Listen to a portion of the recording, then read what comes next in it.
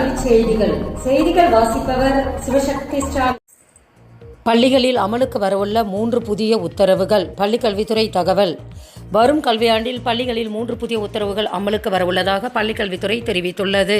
பள்ளி மாணவர்கள் இடையே போதை பழக்கம் அதிகமாக உள்ளது என தெரிவிக்கப்பட்டுள்ளது. மாணவர்கள் இடையே போதை பழக்கம் என்பது இருப்பதாகவும் கல்வித்துறைக்கு புகார்கள் எழுந்த வண்ணம் உள்ளன. இந்த நிலையில் பள்ளி வளாகங்களில் போதைப் பொருட்கள் நடமாட்டத்தை அதேபோன்று மாணவர்கள் பயன்படுத்துவதை முற்றிலுமாக தடுப்பதற்கான திட்டங்கள் செயல்படுத்தப்பட உள்ளன.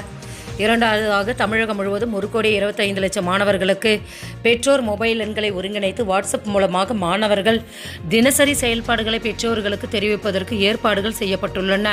பள்ளிகளில் மத அடிப்படையிலான பிரச்சனைகள் வராத இருப்பதற்கு சென்னை உயர்நீதிமன்ற நீதிபதி சந்துரு தலைமையில் ஒரு நபர் குழு அமைக்கப்பட்டு அந்த குழுவின் அறிக்கை தமிழக அரசுக்கு சமர்ப்பிக்கப்பட்டதாக தகவல்கள் வெளியாகியுள்ளன. இந்த 3 விவகாரங்களும் பள்ளி திறந்த பிறகே அமலுக்கு வரும் என்று பள்ளிக்கல்வித்துறை தெரிவித்துள்ளது. UPSC CDS 2 அறிவிப்பு. 2024 250க்கும் மேற்பட்ட காலி பணியிடங்கள். விண்ணப்பங்கள் வரவேற்பு. மத்திய அரசு பணியாளர் தேர்வாணையம் UPSC ஆனது ஒருங்கிணைந்த பாதுகாப்பு சேவைகள் 2024 அறிவிப்பை தற்போது வெளியிட்டுள்ளன. தகுதியான மற்றும் விருப்பமுள்ள விண்ணப்பதாரர்களிடமிருந்து விண்ணப்பங்கள் வரவேற்கப்படுகின்றன. மேலும் விவரங்களுக்கு www.upsc.com என்ற இணையதளத்தை பார்க்கலாம். BSF படை வேலைவாய்ப்பு 2024 99 காலி பணியிடங்கள். விண்ணப்பங்கள் வரவேற்பு. எல்லை பாதுகாப்பு படையில் BSF காலியாக உள்ள காலி பணியிடங்களை நிரப்ப புதிய வேலைவாய்ப்பு அறிவிப்பு வெளியிட்டுள்ளது.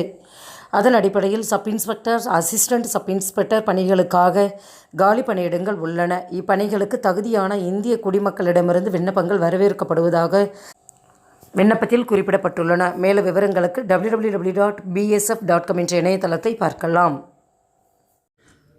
தமிழகத்தில் 1 முதல் 12ஆம் வகுப்பு பாடநூல்கள் விநியோகம். பள்ளிகளுக்கு அனுப்பும் பணிகள் தீவிரம். 1 முதல் 12ஆம் வகுப்பு மாணவர்களுக்கான பாடநூல்களை பள்ளிகளுக்கு அனுப்பும் பணிகள் முடுக்கிவிடப்பட்டு உள்ளதாக பள்ளிக்கல்வித்துறை அதிகாரிகள் தெரிவித்துள்ளனர். தமிழக பள்ளிக்கல்வித்துறையின் கீழ் 44,000க்கும் அதிகமான அரசு மற்றும் நிதியுதவி பள்ளிகள் இயங்கி வருகின்றன. இவற்றில் 1 முதல் 12ஆம் வகுப்பு வரை சுமார் 75 லட்சம் மாணவர்கள் படிக்கின்றனர். இவர்களுக்கான பாடநூல்கள் அச்சிடும் பணியை தமிழ்நாடு பாடநூல் மற்றும் கல்வியியல் பணிகள் கழகம் மேற்கொள்ளப்பட்டு வருகின்றன. அரசு மற்றும் நிதியுதவி பெறும் பள்ளிகளின் மாணவர்களுக்கு இலவசமாகவும், தனியார் பள்ளிகளுக்கு குறைந்த விலையிலும் புத்தகங்கள் வழங்கப்படுகின்றன. பள்ளிகள் திறந்தவுடன் முதல் வாரத்துக்குள் 1 முதல் 7ஆம் வகுப்பு வரை உள்ள மாணவர்களுக்கு முதல் பருவ பாடத்திட்ட புத்தகங்களும், 8 முதல் 12ஆம் வகுப்பு வரை படிக்கும் மாணவர்களுக்கு முழு புத்தகங்களும் வழங்கப்படும் என பள்ளிக்கல்வித்துறை தெரிவித்துள்ளது.